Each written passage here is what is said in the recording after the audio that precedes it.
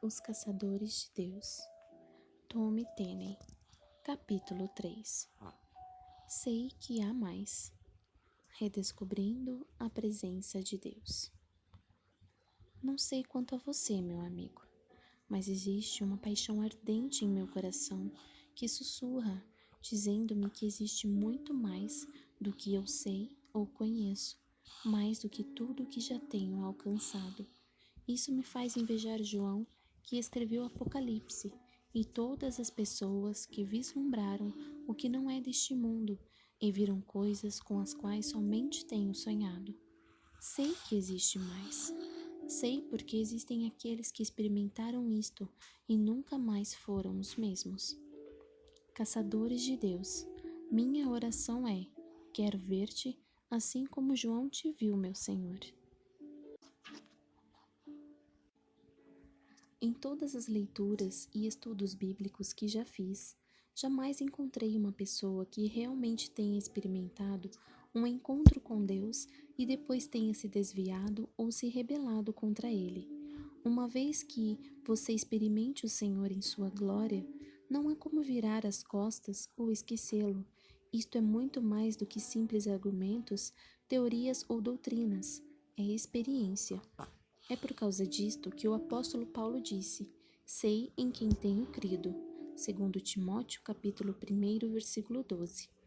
Infelizmente, muitas pessoas na igreja diriam: eu sei coisas a respeito de quem tenho crido.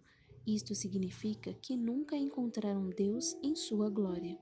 As pessoas que vêm às nossas igrejas têm experimentado mais um encontro com homens e seus cerimoniais que um encontro com Deus e sua inesquecível majestade e poder. As pessoas precisam ter uma experiência como aquela que Saulo teve na estrada de Damasco, onde encontrou-se com o próprio Deus. Tal experiência evidencia a diferença entre a onipresença de Deus e a presença manifesta de Deus. O termo onipresença de Deus refere-se ao fato de que Deus está em todos os lugares ao mesmo tempo. Ele é aquela partícula do núcleo atômico que os físicos nucleares podem rastrear, mas não podem ver. O Evangelho de João aborda esta qualidade divina quando diz: e sem ele nada do que foi feito se fez. João capítulo 1, versículo 3. Deus está em tudo e em todos os lugares. Ele é a essência de tudo que existe. É o vínculo que mantém unidos todos os componentes do universo e que sustenta a integridade de cada um destes componentes. Isto explica por que as pessoas podem estar em um bar embriagadas e de repente sentirem o convencimento vindo do Espírito Santo sem que haja por ali um pastor, alguma música evangélica ou qualquer outra influência cristã. Deus está ali no bar com aquela pessoa e ela, com a mente entorpecida pelo álcool, perde suas inibições para com Deus. Infelizmente, não é uma decisão baseada na vontade que move essas pessoas para Deus. Tal atitude é fruto da fome de seus corações. Suas mentes estão entorpecidas e seus corações famintos. Tão logo a mente se recupere, elas retornam ao estado inicial. Não foi um encontro válido, a vontade não foi quebrantada. Eis a receita para a miséria: um coração faminto, uma cabeça, mente orgulhosa e uma vontade não quebrantada, insubmissa. Agora, se Deus pode fazer isto em um bar, por que nos surpreendemos com todas as outras coisas que Ele pode fazer por si mesmo? Muitas pessoas que não foram criadas na igreja dizem que na primeira vez que sentiram o toque do Espírito, não estavam em um culto. Tudo isto ilustra os efeitos da onipresença de Deus, o seu atributo de estar em todos os lugares ao mesmo tempo. Embora Deus esteja presente em todos os lugares ao mesmo tempo, há momentos em que Ele concentra a essência de seu ser em um local específico. É o que muitos chamam de presença manifesta de Deus. Quando isto acontece, há uma forte convicção de que o próprio Deus se fez presente em nosso meio. Podemos dizer que, embora Ele esteja em todos os lugares todo o tempo, existem momentos especiais em que Ele está mais aqui do que ali. Por alguma razão divina, Deus escolhe concentrar-se ou revelar-se de uma maneira mais forte em um determinado tempo ou lugar. Teologicamente falando, talvez este conceito possa perturbá-lo. Talvez você esteja pensando: espere um momento, Deus está sempre aqui, Ele é onipresente. Sim, é verdade, mas então por que ele disse: se o meu povo, que se chama pelo meu nome, se humilhar e orar e buscar a minha face? Segundo Crônicas 7,14. Se eles já eram povo de Deus, qual outra instância de sua presença deveriam buscar? A face de Deus. Por quê? Porque o favor do Senhor flui para onde quer que esteja voltada a sua face. Você pode ser filho de Deus e ainda não ter o seu favor, assim como um filho pode ser desfavorecido sem ser renegado. A expressão usada no versículo é muito interessante. Deus disse ao seu povo que se eles buscassem a sua face e se convertessem dos seus maus caminhos, então ele não só ouviria suas orações, como também sararia sua terra. Como podemos ser povo de Deus e ainda permanecermos em maus caminhos? Talvez nossos maus caminhos expliquem o fato de estarmos satisfeitos somente com a proximidade de Deus, ao invés de desfrutarmos de sua presença. Sabe o que vai fazer com o favor de Deus se volte para nós?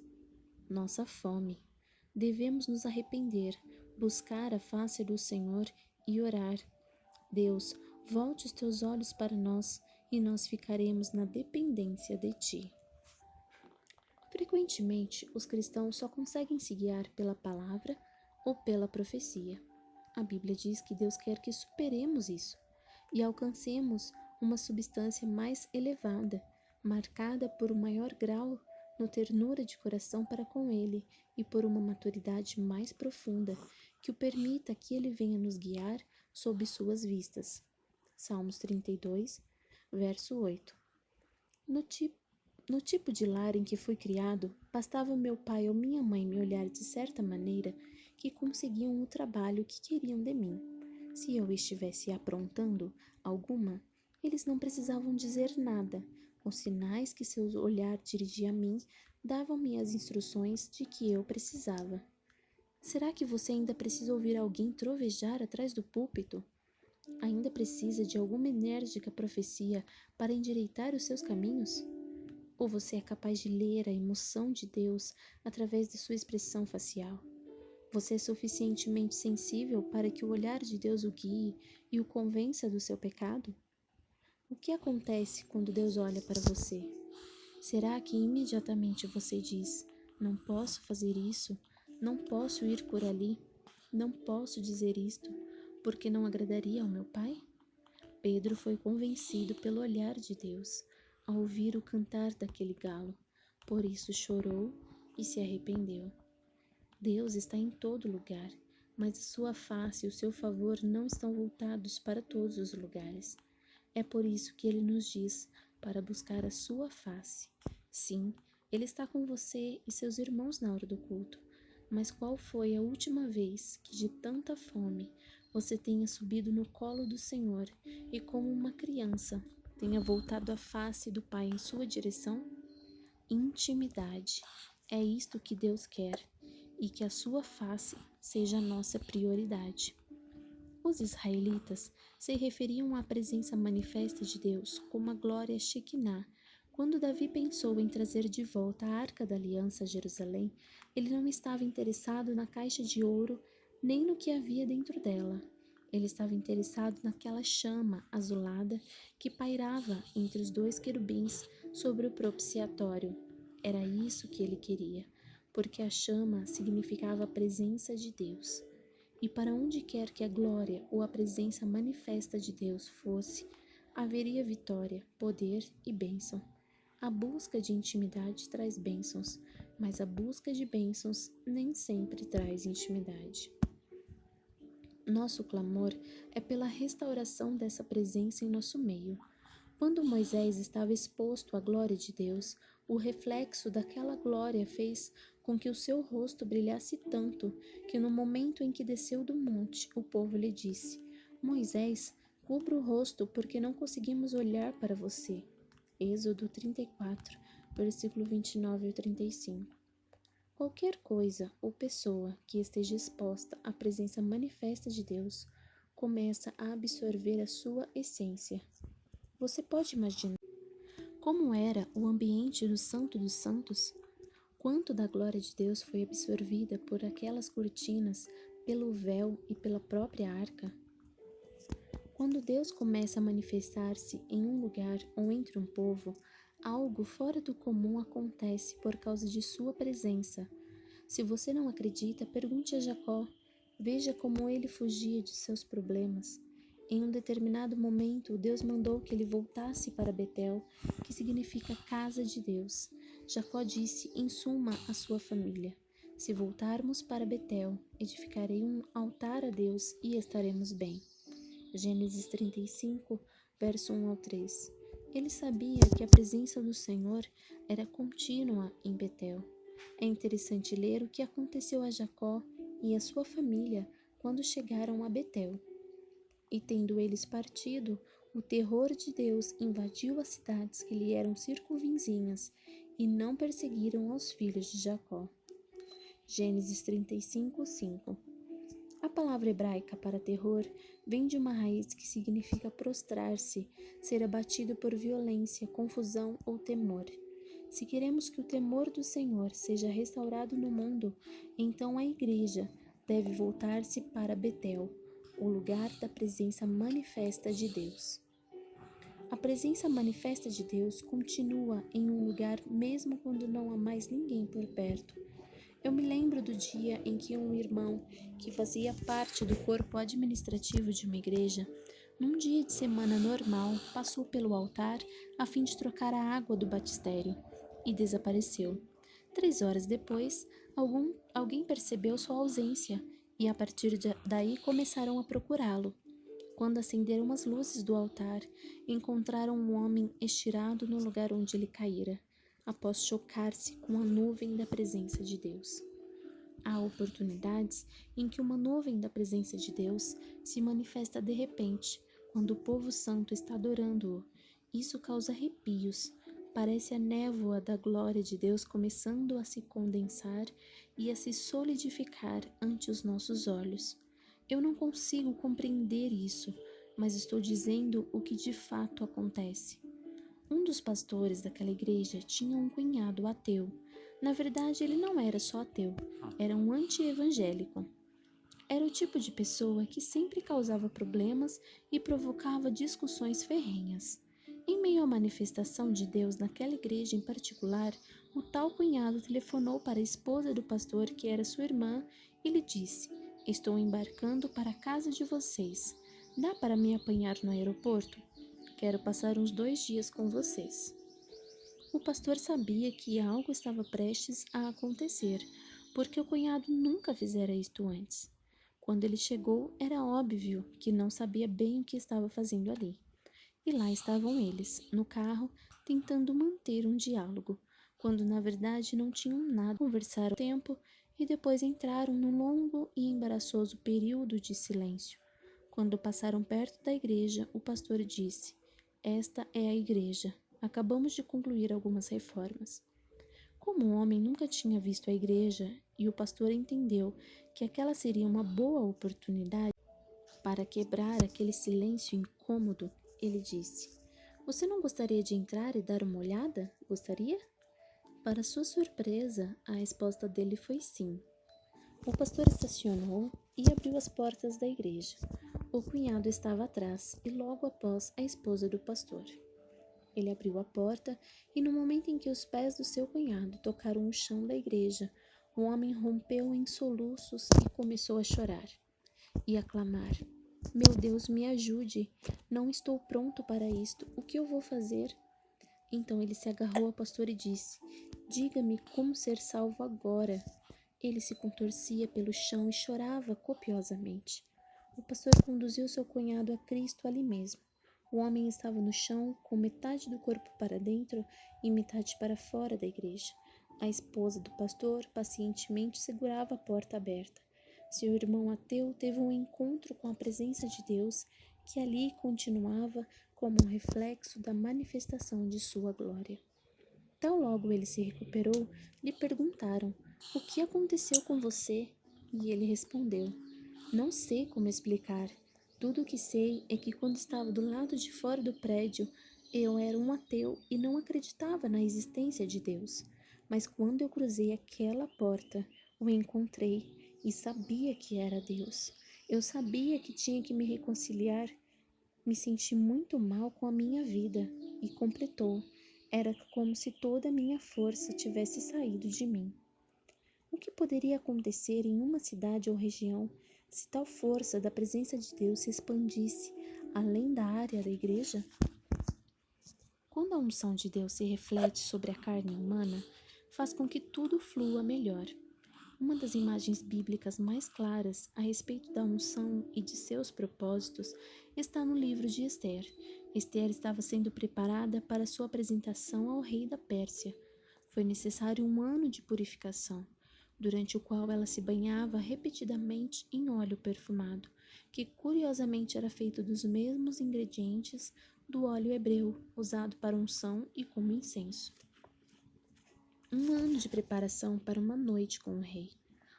Uma consequência lógica é que depois de todos estes banhos com óleo perfumado, os homens que se aproximassem de Ester pensariam ou diriam: "Como você está perfumada!" E é claro que Ester não gastaria tempo com eles. Assim como eu e você, não deveríamos nos deixar levar pela aprovação dos homens. Sabe por quê? O propósito da unção não é buscar a aprovação dos homens, mas do rei. A aprovação do rei é muito mais importante.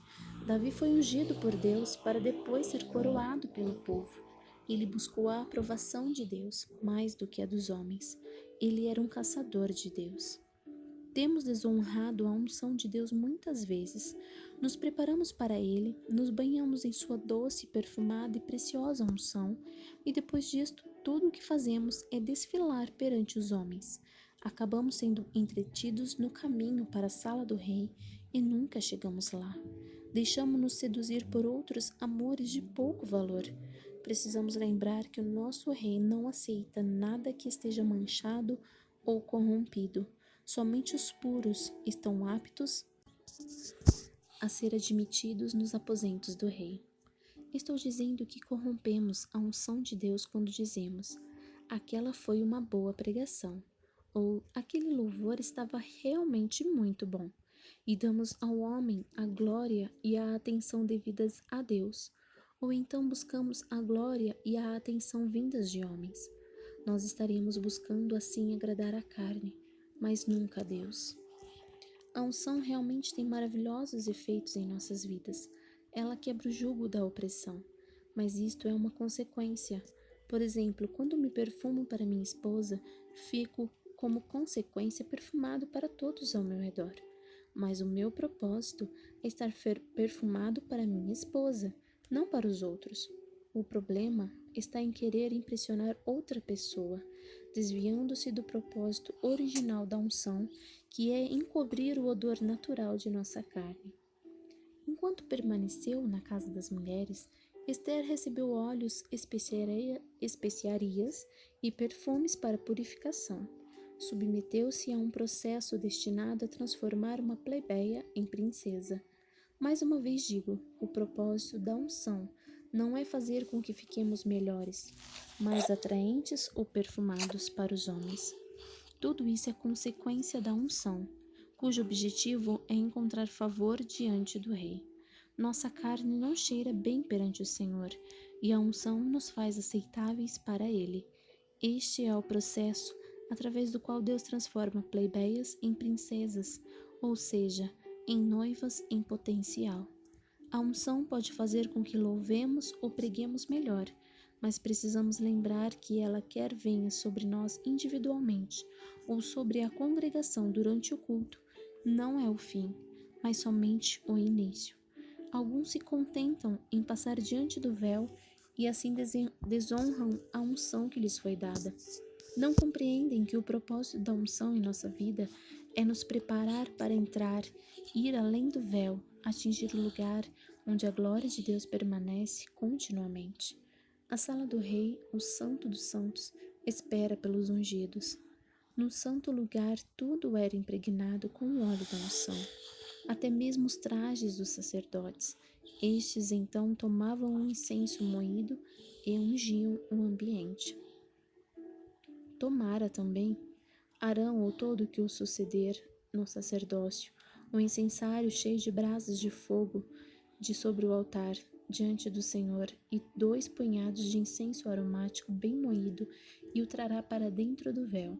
Porá o incenso sobre o fogo perante o Senhor, para que a nuvem do incenso cubra o propiciatório que está sobre o testemunho, para que não morra. Levítico 16, versículo 12 ao 13. Entre as ordenanças do Antigo Testamento, a última coisa que o sumo sacerdote fazia antes de entrar no Santo dos Santos era colocar um punhado de incenso, simbolizando a unção, dentro do incensário, levá-lo através do véu e fazer uma densa nuvem de fumaça. Por quê? Para cobrir o propiciatório para que não morra. O sacerdote tinha que fazer fumaça suficiente para encobrir a sua carne da presença de Deus. A unção, assim, relaciona-se à reverência. Era por reverência que se enchia o Santo dos Santos com fumaça. Coberto, o homem demonstrava sua reverência diante de Deus e podia permanecer na sua presença e viver.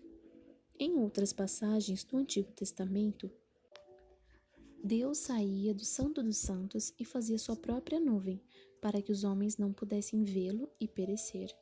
Sob a antiga aliança, baseada no sangue dos touros e bodes, o sacerdote executava suas tarefas pelo tato e não por vistas.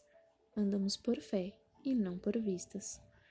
Deus, sei que o Senhor está aqui em algum lugar. Cultuamos diante do véu e nos recusamos a entrar. A palavra de Deus nos diz que o véu foi rasgado em 2 pedaços quando Jesus Cristo morreu no Calvário. Através de seu sangue, temos livre acesso à presença de Deus. Somos reticentes em entrar na presença do Senhor. Vez ou outra, alguém passa para além do véu, por descuido, mas logo retorna a seus passeios. Ficamos animados com a possibilidade de entrarmos na intimidade da glória de Deus, mas nunca consumamos o fato. O propósito da unção é nos ajudar a fazer a transição da carne para a glória. Gostamos de permanecer na unção porque nossa carne se sente bem. Por outro lado, quando a glória de Deus se manifesta, nossa carne já não se sente tão confortável. Quando a glória de Deus se manifesta, ficamos como o profeta Isaías. Nossa carne fica tão frágil na presença de Deus que não conseguimos fazer mais nada, a não ser contemplá-lo em sua glória. Cheguei à conclusão de que na presença de Deus, sou um homem sem vocação. Quando Deus manifesta sua glória, não há necessidade de pregar. As pessoas são convencidas de seu pecado, da necessidade de arrependimento e de ter uma vida santa diante de Deus. Elas tomam consciência de que Ele é digno de receber louvor e adoração e são tomadas por um desejo de ir além e conduzir outros à presença do Senhor. Jacó orou e literalmente lutou por uma bênção, mas recebeu uma mudança. Seu nome, seu caminho e seu comportamento foram mudados.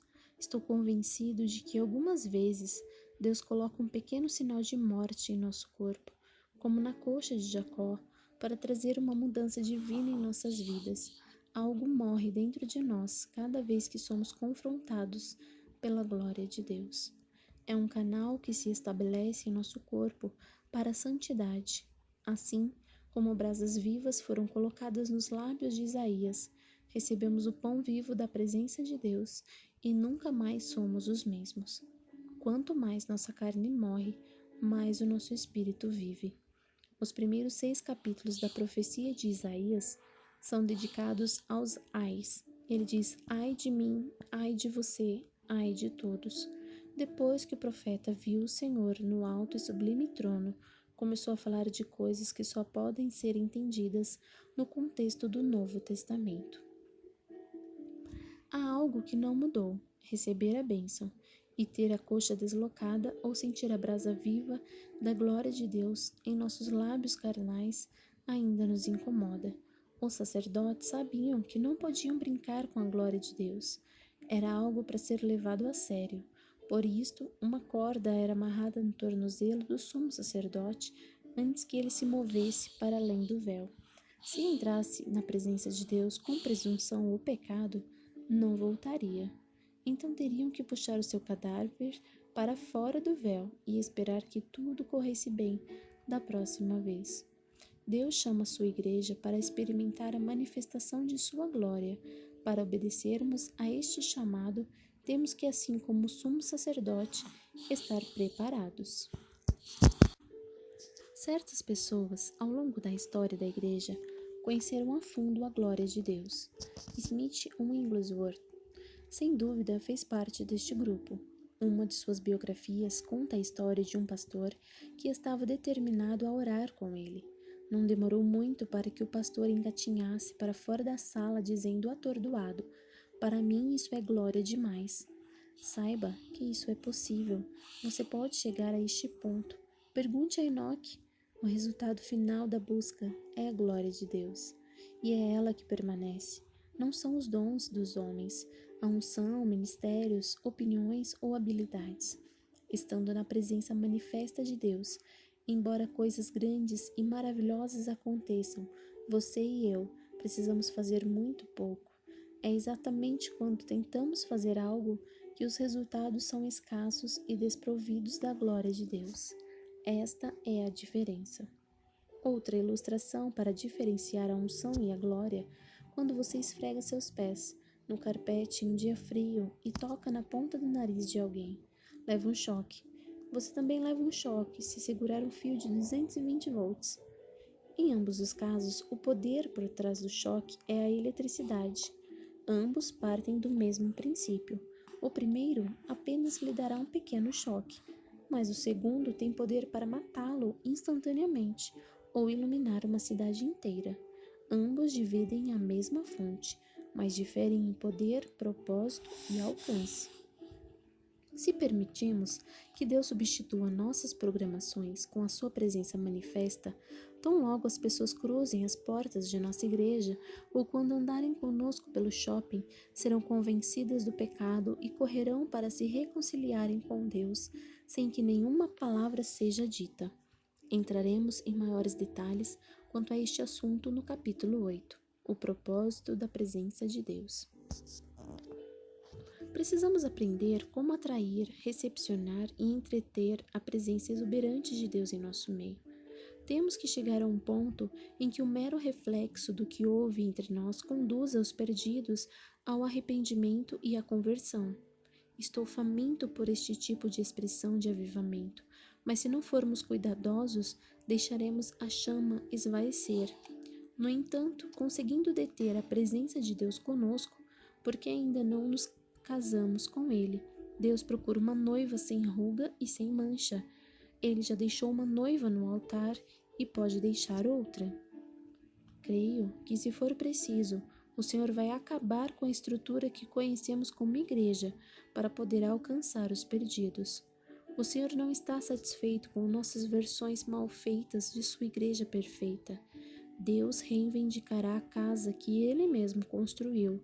Se o nosso elefante branco ficar no caminho daquilo que Deus quer fazer, Ele não hesitará em removê-lo.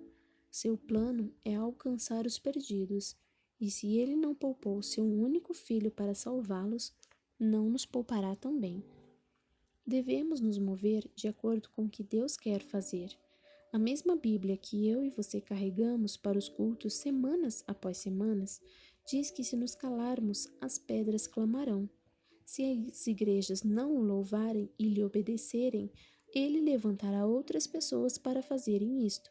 Se não cantarmos a glória de Deus pelas ruas das cidades, então ele levantará uma geração de gentios e revelará a sua glória a eles. O problema é que sofremos de uma dor espiritual fatal, relutância. Não estamos famintos o suficiente. Somente o arrependimento pode nos conduzir a algum lugar.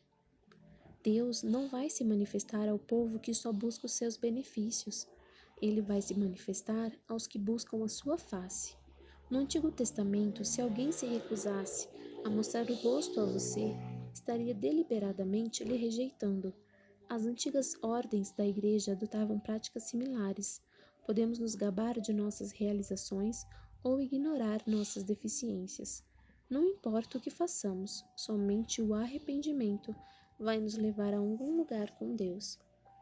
Deus só vai tornar a sua visitação em avivamento permanente se você e eu, com lágrimas e arrependimento, lhe prepararmos um lugar. O avivamento e a visitação do Senhor não devem ser apenas momentos.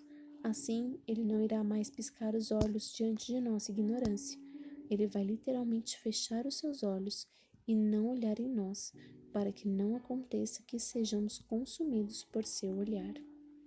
Deus está farto de vociferar instruções à igreja. Ele quer nos guiar sob suas vistas. Isto significa que precisamos estar perto dele, perto o suficiente para vermos a sua face. Ele está cansado do vexame de ter de nos corrigir publicamente.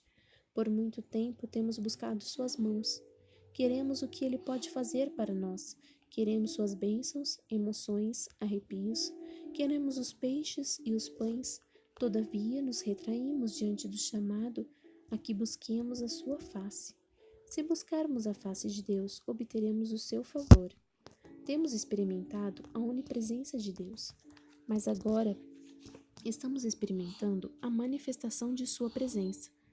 Isto sim faz cada pelo do nosso corpo se arrepiar e põe para correr as forças demoníacas.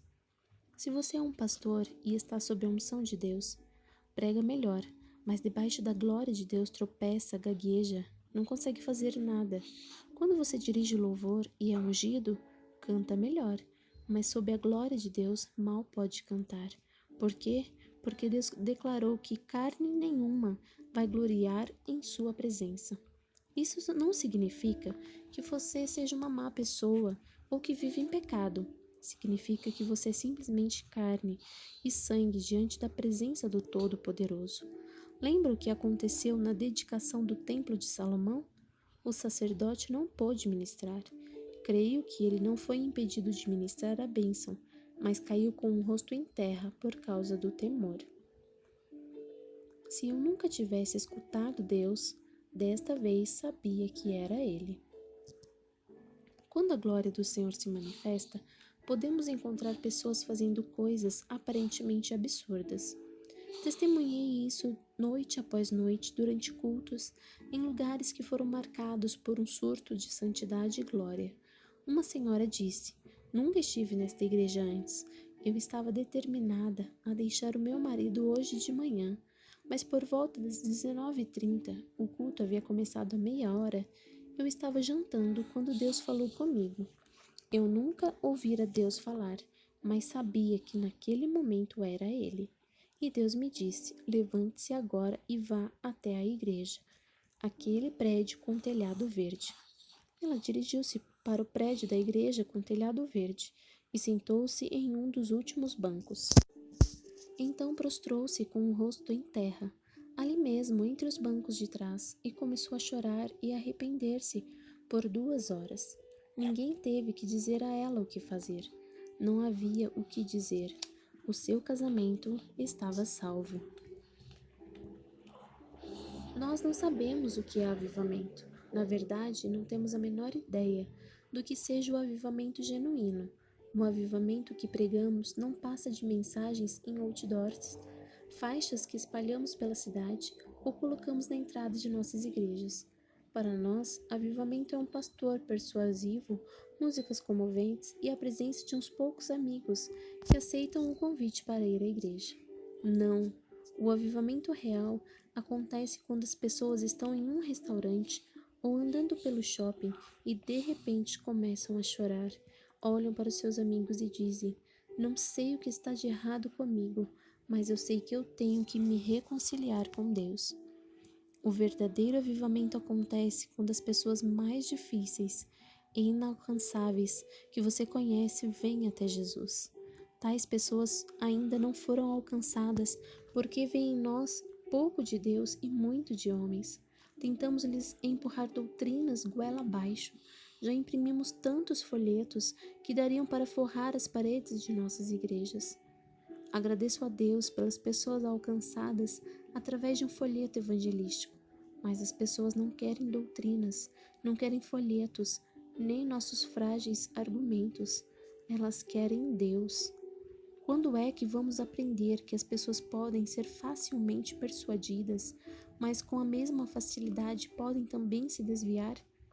As pessoas podem ser atraídas pela nossa música, mas só permanecerão enquanto gostarem da música. Não devemos concorrer com o mundo nas áreas em que ele é muito competente, ou até melhor que nós.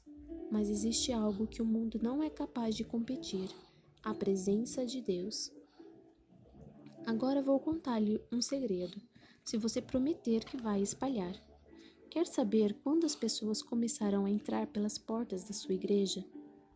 Tão logo saibam que a presença de Deus está ali.